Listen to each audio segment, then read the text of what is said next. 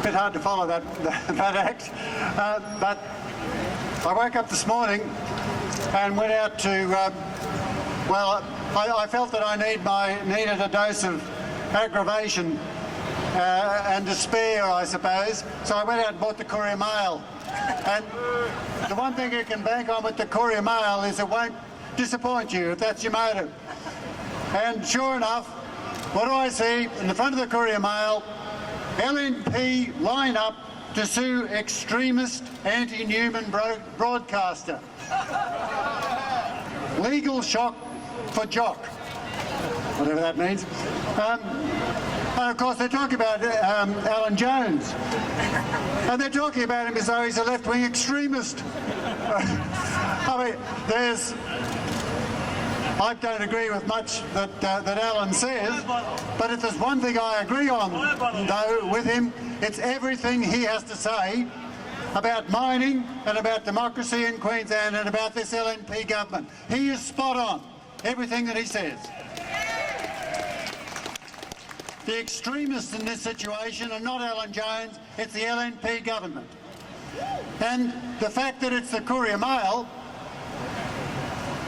that has these sorts of headlines is emblematic of what's wrong with Queensland. In fact, they're part of the anti-democratic cabal that has run this state for far too long and over the last 3 years has converted it from a democracy to an oligarchy. The Courier-Mail puts the Greens or other minor parties or independents on the front page of the Courier-Mail or in any page of the Courier-Mail only to denigrate and abuse them and to lie about them and put the LNP there acting as a cheer squad for them. They are the cheerleaders for the LNP. Now, the thing that got Alan Jones going on all of this was he rang me one day, years ago now, it was about nearly 5 years ago, and he came from a little place called Ackland, and he wanted to know about coal seam gas. Well, I'd just been active for a couple of months on it, so I briefed him. I had to think about whether I wanted to talk to Alan or not. He'd actually been my tennis and athletics coach at school, so I'd known him, but he went off to the right, I went off to the left, we never saw each other again. But I thought, no, I mean, if he's genuine about wanting to know about it, I'll brief him about it. I briefed him about it. A month later, he spoke at the National Press Club about coal seam gas. He didn't get one thing wrong. He was on top of the whole thing, and if you look at that National Press Club speech today, there's still not one thing wrong about it. And everything he says on 4BC between 8 and 9 in the mornings is spot on. There's not one thing he's saying that's incorrect. And I look forward to Campbell Newman and Jeff Seeney and anyone else from this LNP government trying to take him to court, because when he does, Alan Jones, through discovery, will be able to get any document he likes from this government. And that's a jolly good thing, because that could unearth a whole lot of stuff that you can't unearth from freedom of information about this government. Now, I mentioned that Ackland was the issue that got him involved. Well, let me tell you about Ackland. Ackland is a little town on the eastern Darling Downs, only about 20 minutes outside of Toowoomba. It's had a coal mine there for years, but it's been an underground coal mine. In recent times, Labor government has allowed an open cut coal mine to go there, despite the fact that it's on very good agricultural land and there's a lot of people live around there. Then they got a second stage, and then they put in for a third stage. Now, that third stage involves 5,000 hectares of expansion. 1,730 of those hectares are what's called strategic cropping land, the best cropping land in the state. So before the election, after a campaign that we and many others conducted in the lead up to the last election, Campbell Newman came out and said, we will not go ahead with the Ackland coal mine. Oh, beauty, everyone said. Great. They haven't done much haven't promised much, but that's something. As soon as the election was over, the LNP announced that it was negotiating with New Hope, the owners of the Acland coal mine, for a reapplication. They were going again for stage 3. And it was much the same as the other, little bit, difference here and there. But in the meantime, we found out that the LNP, actually the Federal Liberal Party, had received a $700,000 plus donation from New Hope. 700,000 is probably as much as $1 million. Now, don't be confused about this. The LNP says we didn't get any donations from New Hope Coal. And that's true. It went to the Federal Liberal Party. But if you look at their records, you'll find that in there's millions and millions of dollars that are sent from the Federal Liberal Party, transferred from the Federal Liberal Party to the state LNP. And there's no doubt in my mind that that $700,000, or a goodly part of it, is part of that transfer. It went straight to the LNP, and what came out of it, New Hope Coal has now got the blessing of the LNP to put their coal mine in. So, as Alan Jones says, Acland is a metaphor for what's wrong in this state. It's controlled by the large corporations, especially the mining industry. It's backed by the media, by the most influential media in the state, the Courier-Mail. The political donations legislation in this state, which puts a minimum cap for disclosure, $12,400, probably more than that now, dollars, so that you can parcel up your donations to the LNP in $11,000 lots, and it never gets recorded. So $700,000 gets given to the LNP, and a decision gets made in favour of the company. Now, as Alan Jones says, it's a metaphor. And it's a metaphor because that's repeated time and time and time again around Queensland, in the Galilee Basin, where an Indian thug called Adani wants to put the biggest coal mine in Australia. 2 Sydney harbours a year will be drained from the underground water. And that coal mine, like every other coal mine and coal seam gas, can take as much water as they like, and they don't have to pay for 1 cent of it. Not one. On the driest inhabited continent on Earth, these companies can get as much water as they like for nothing. The Great Barrier Reef is in danger. I've got to be fair, the Labor Party started it. They were the ones who wanted to put all the Galilee Basin and the coal ports in the first place. Fortunately, they've stepped back from that position in this election. But the LNP is going gangbusters. They don't care.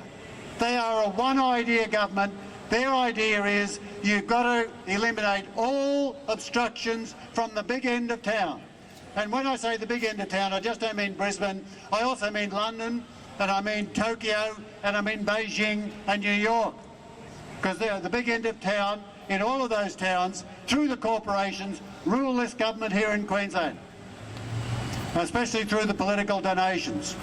And Newman cannot even sign up to the very, very broad principles that Tony Fitzgerald enunciated just a couple of days ago. Broad principles that said, we want democratic governance, we want accountability, we want no corruption.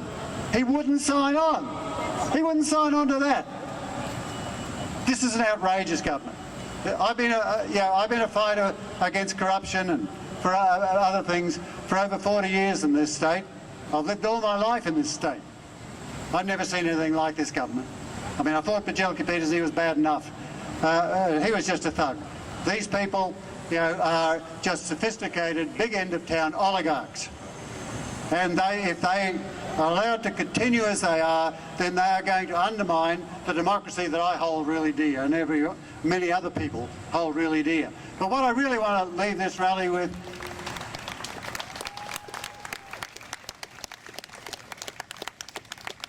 the message I really want to leave this rally with is not how bad the LNP is. It doesn't matter who's in government. There are certain things that have to be done, and they exist in the culture itself. We have to have a democratic culture in this state, and that will bring us about a democratic governance. And the first thing that I would suggest that we all decide we're not going to do is stop reading the bloody Courier-Mail. Don't buy it, don't read it, and while you're at it, don't read any other Murdoch paper as well.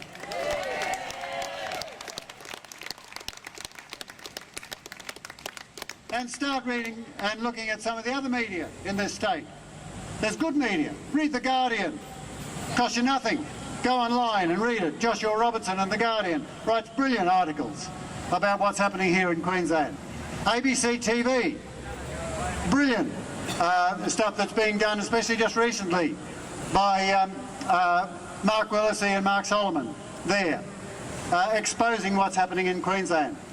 There are other media outlets. There's Independent Australia, there's Crikey, there's, I'm missing out one, even the Sydney Morning Herald gives more accurate stuff about Queensland than the Courier-Mail.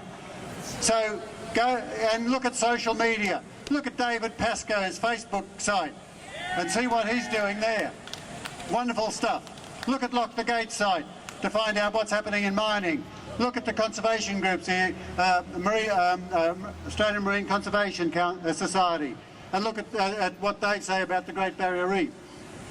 Go to the alternative sources, find out, because knowledge is the basis of a democratic culture. But we need to do more than that. If the LNP gets back after this election, we do not sink into despair. We fight. Yeah. We fight. Yeah.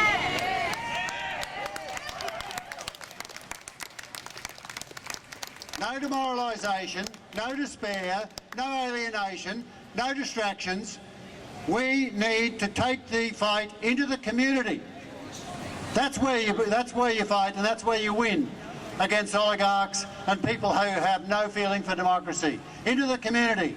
And when we do that, we have to be inclusive. Let's have none of this, self-righteous ghetto mentality that I'm afraid I and others in the left have been guilty of in the past. We have to be inclusive. We have to see people like the lawyers and the doctors and the farmers and various other people who haven't normally been a part of the democratic opposition in this state. They are part of a movement that will restore democracy to this state. And I applaud the judges and the lawyers and the doctors and the farmers who have stood up in this state over the last 3 years and fought this government. I applaud them. They are true Democrats and they're brave.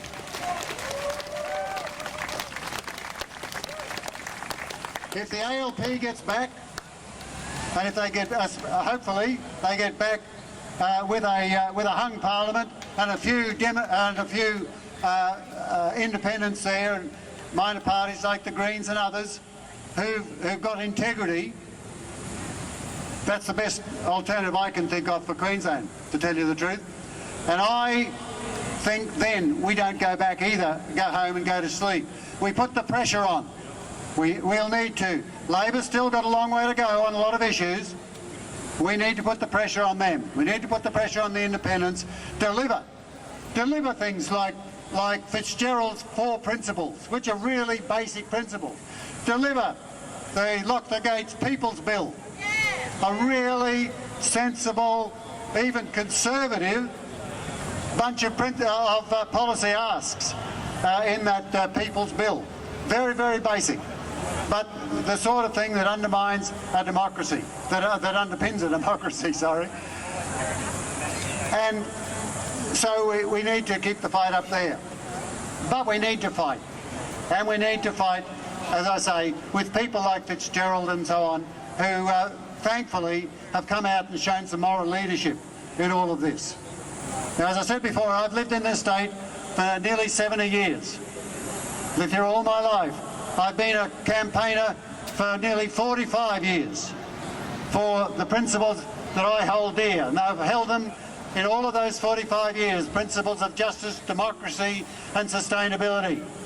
I fought hard for them, and I'm going to continue to fight hard for them. I'm a bit of an old crock, I don't have a pair of good legs, but as long as there's breath in my body and blood in my legs, I'm going to keep fighting until we've got a democratic society in this state. And I ask you, every one of you, to join with me and to join with all of those others who are fighting for just such a society. And hopefully, you know, within the next little while, I think we can win this, because I think the people of this state are starting to wake up. Thank you.